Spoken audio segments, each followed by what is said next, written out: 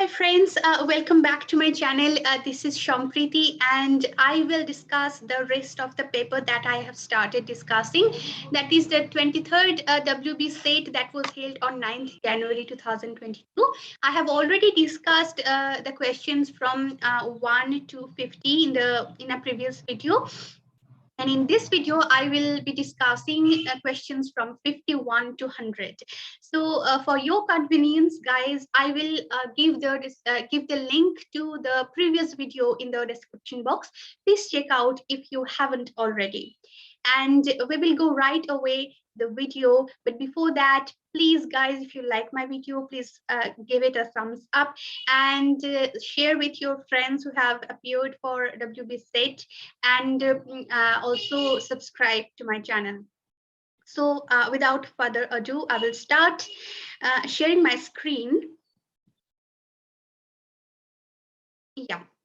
So 51 talks about the hyper reality. Okay, so in 51 the question, if we read, according to Baudrillard, the success of advertisements depends on their ability to conjure up a seductive hyper reality.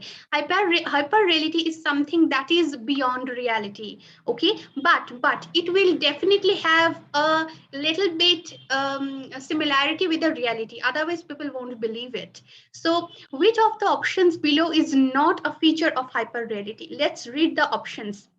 Option A, it is the reflection of a basic reality, which is true. It masks and perverts a basic reality, which is also true. Um, it masks the absence of a basic reality, which is also true.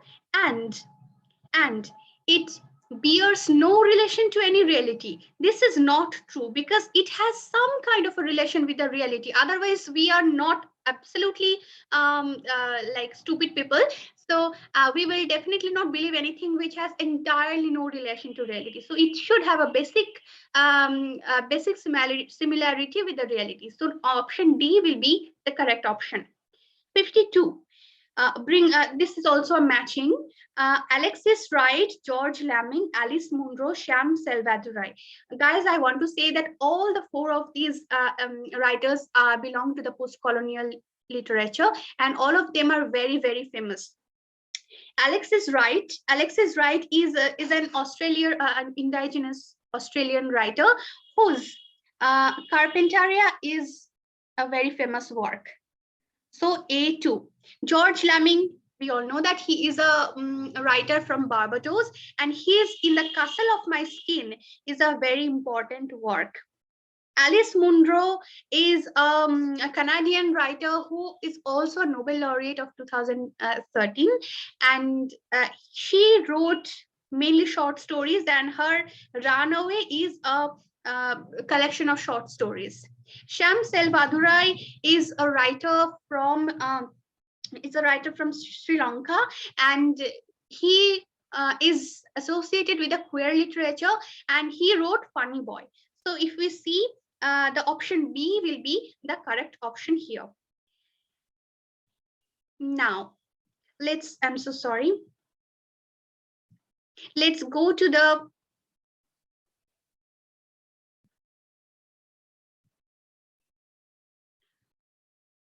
second page, which is 53. The third question is wrong. It is an incorrect question, because if you see the option B here is written, both A and B are incorrect, and R is not the correct explanation for A.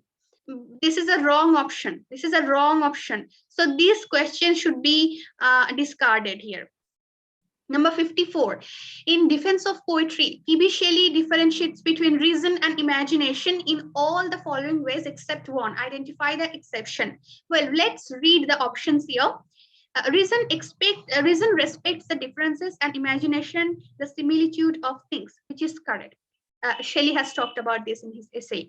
Reason is to imagination as the body is to the spirit, which is also correct. Shelley has talked about this also in his essay. Reason is the enumeration of quantities, whereas imagination is the perception of value of those qualities, which is also correct, which Shelley has also discussed in his essay. So this is also correct. Only number D here is not correct. Reason and imagination are related to each other, such as charcoal to fire. So number D, option D here is the right option here. 55, it's a poem by kids. Yes, I will be thy priest and build a fen in some untrodden region of the mind, where branched thoughts, new grown with pleasant pain, instead of pines, shall murmur in the wind. So you can see here, kids is comparing his mind with a jungle, with a forest, and his thoughts are like the branches of the tree. So instead of the pine trees, there will be the branches of the tree made by his own sadness or of thought. So let's read the options. You have to choose the incorrect explanation of the passage. Keats is talking about the labyrinthine intricacies of the poetic imagination, exploring the dark passages of the mind, which is absolutely true. Number B, the mind is compared to a forest full of the beauty of nature. Of course, it's true, because mind is, of course, compared here with a forest, and the beauty of nature is also explored here. Number C, his thoughts would serve as pine trees in the midst of which he will build his temple. Of course, he will build a fen. We have already seen here. But option D is not correct. There is no mention of flowers or verses, okay, tended by the gardener fancy. This is not mentioned. So this will be an incorrect option. Let's go to let's go to question number 56. Ellen Showalter is correctly matched with a literature of their own. Jacques Derrida is, of course, with the gift of death. Edward Said with representation of the intellectual. Rolla Barthes with S oblique Z. Guys, if you know one of these, that is Ellen Showalter, if you know it, she wrote a seminal work called A Literature of Their Own. She was a very, very famous feminist. And she wrote this. And if you know only one, you can still answer it. Okay, there is only one option where number one is matched with option 4. So here option A will be the right answer. 57. Okay, it is also a matching exercise. Tony Kushner, George Buchner, Luigi Pirandello, Peter Handke. Well, Luigi Pirandello wrote 6 Characters in Search of an Author, which is a seminal work by Luigi Pirandello. And also another very important work is Henry IV. Henry IV. You can see only if one you know, you can still answer it. Only in here, option C has 1 as a matched option. So you can see option B will be the right answer. Still, we will revise the answers a little bit. Tony Kushner wrote Angels in America. George Buchner wrote Wozzeck. Luigi Pirandello wrote Henry IV. Peter Handke wrote Offending the Audience. Going to 58, which is really, really problematic question. It is very confusing and it seems incorrect to me. Which of these characteristics apply to Thomas Carlyle's description of the poet in his volume Heroes and Hero Worship? Heroes and Hero Worship is a collection of 6 lectures by Thomas Carlyle, who is a Victorian writer. And here he talks about hero as a prophet, hero as a historian, okay, hero as man of letters, hero as reformers, hero as poets, okay. So you can see, I don't think that the hero as a poet is only one lecture in there. Hero as prophets, hero as historians, these all are different sections, different lectures. So I'm very confused about this. But if you apply your sense as a literature student, you can equate a poet with prophet, because a poet is a prophet. A poet is a seer, kind of. Historian, also poet is when a poet writes a poem, he is also recording the history. So in that sense, a poet can be equated with a historian. Martyrs, it's not, poets should not be equated with a martyr, but reformers they should be, because poets reform a society. They have the capability to reform a society. So option B might be the correct answer if the question is at all valid. So I'm really confused with this question.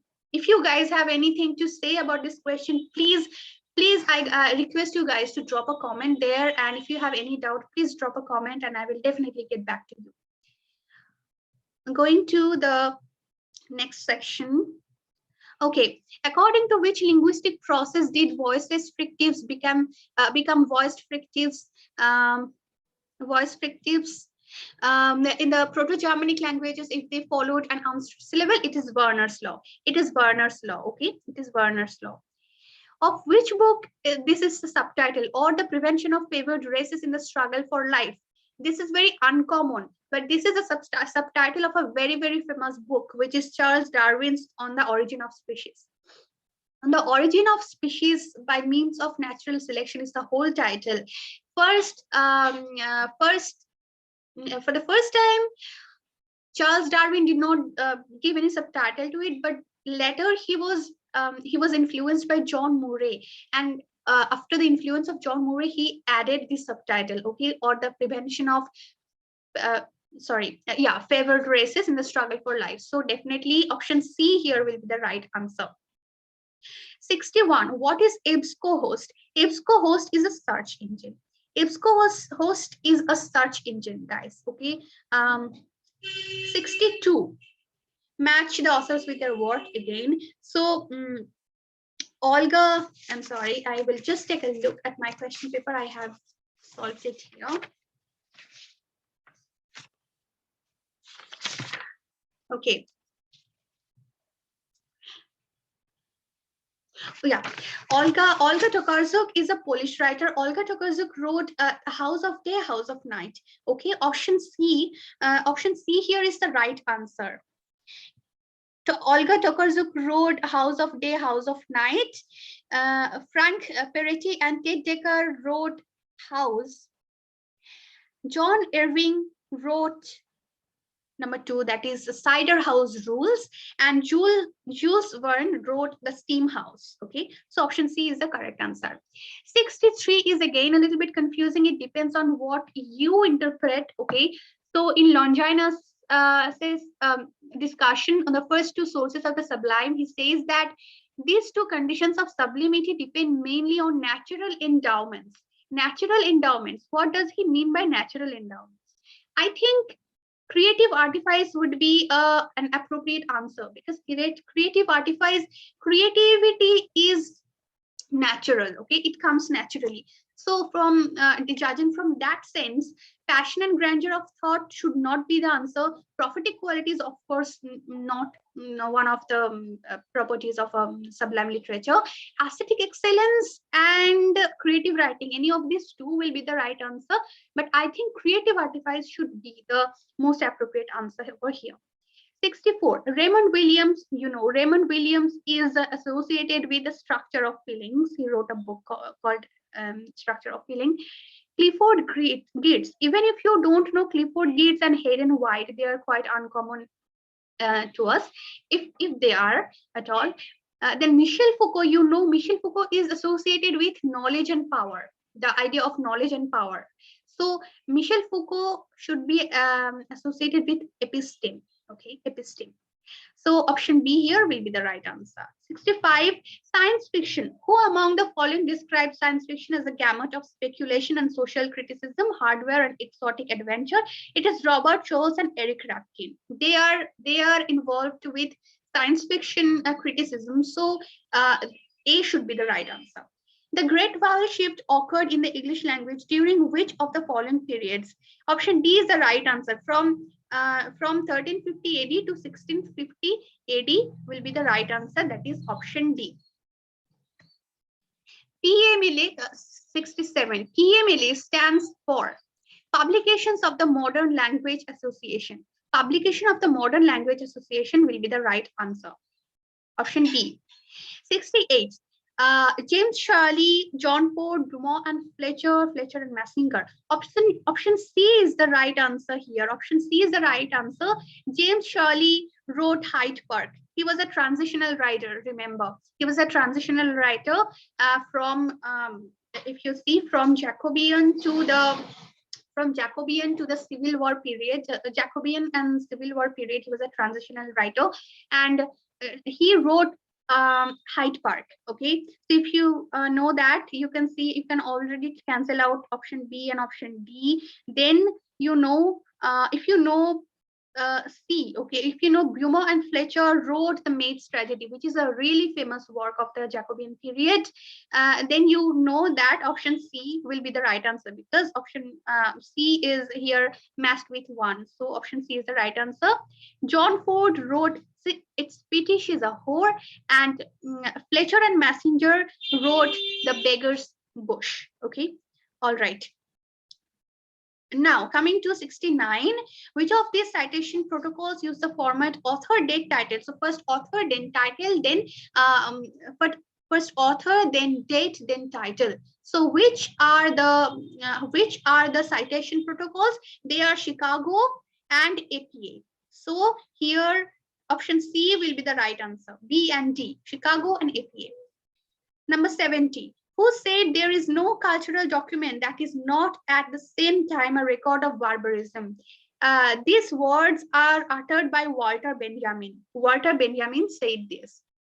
71. Which of the following factors is not essential in the initial research proposal? The research question, the research methodology, the research objectives, the research outcome. The research outcome is, of course, the right answer, because when you are writing a research proposal, it is not necessary that you have the outcome yet, because you are doing the research to come to a conclusion, right? So you should have a question, valid research question. You should follow a research methodology, of course, and the research objectives should be clear. Why are you doing that research on them? On that subject. So these three are definitely essential, the beginning of the research proposal, but research outcome is not so. So option D is the correct answer. 72. The imaginary child occupies an important place in option C. Who is Afraid of Virginia Woolf? Okay, Who is Afraid of Virginia Woolf is a seminal work by Edward Albee, who is an American abstract playwright. And George and Martha are the central characters, and they are talking about an imaginary son here. Guys, please do read Who is Afraid of Virginia Woolf. It's a it's a very interesting play. 73. The phrase new journalism was codified with the current meaning by, well, we might think that it is Norman Mailer, but the answer will be Tom Wolfe, because Norman Mailer used the word, Truman Capote also used the word, but in its current sense, today what we think as new journalism, it was propagated by Tom Wolfe. So option D is the correct answer here.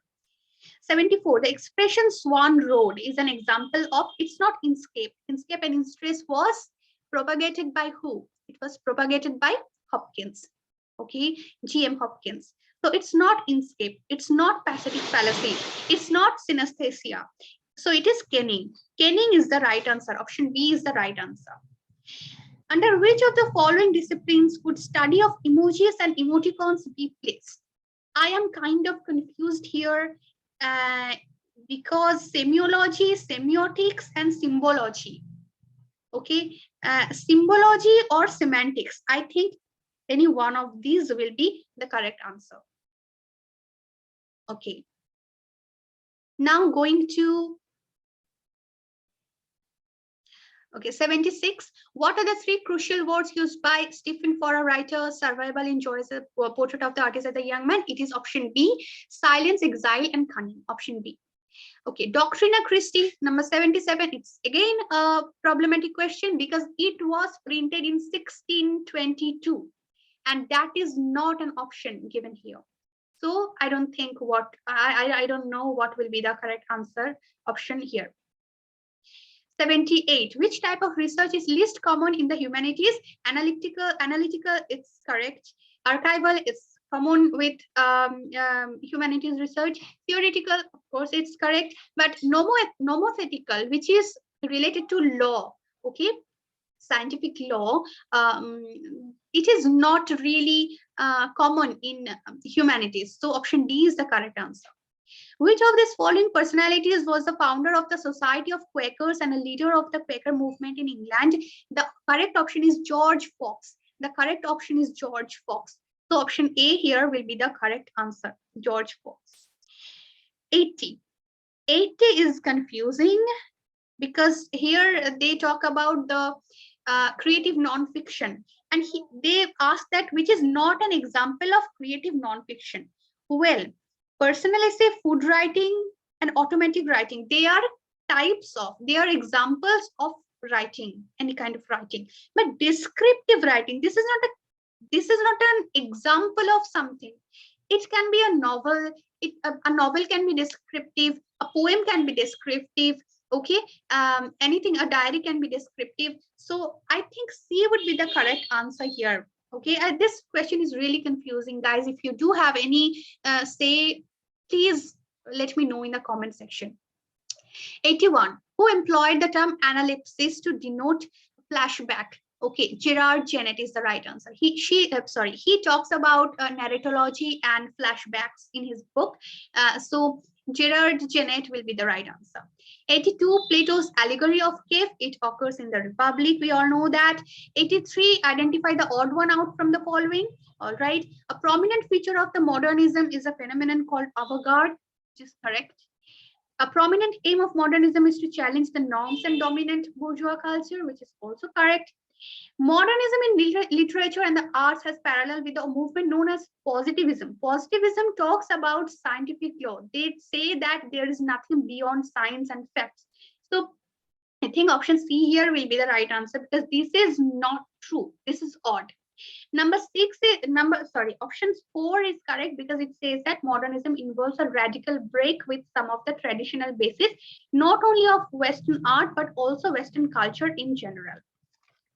84. Which of the following comments best interprets Sidney's Loving in Truth?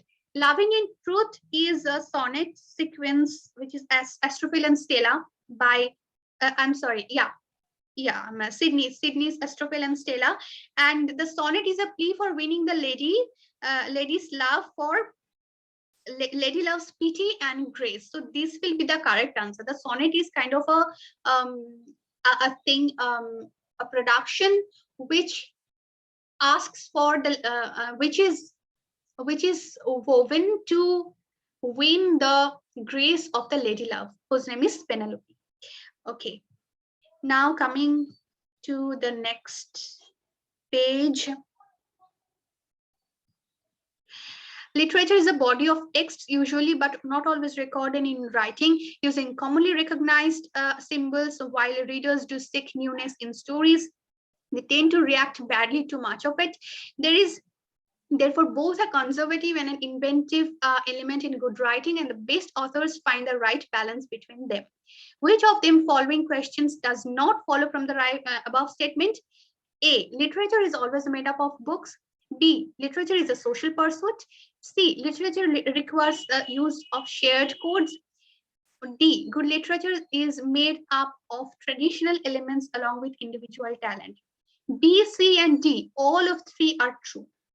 But A, literature is always made up of books, which is not true, because literature, as students of literature, we know that anything can be conceived as text, right? A scenery, a song, okay, for example, a person should be read as a text. So literature or text is not necessarily only books.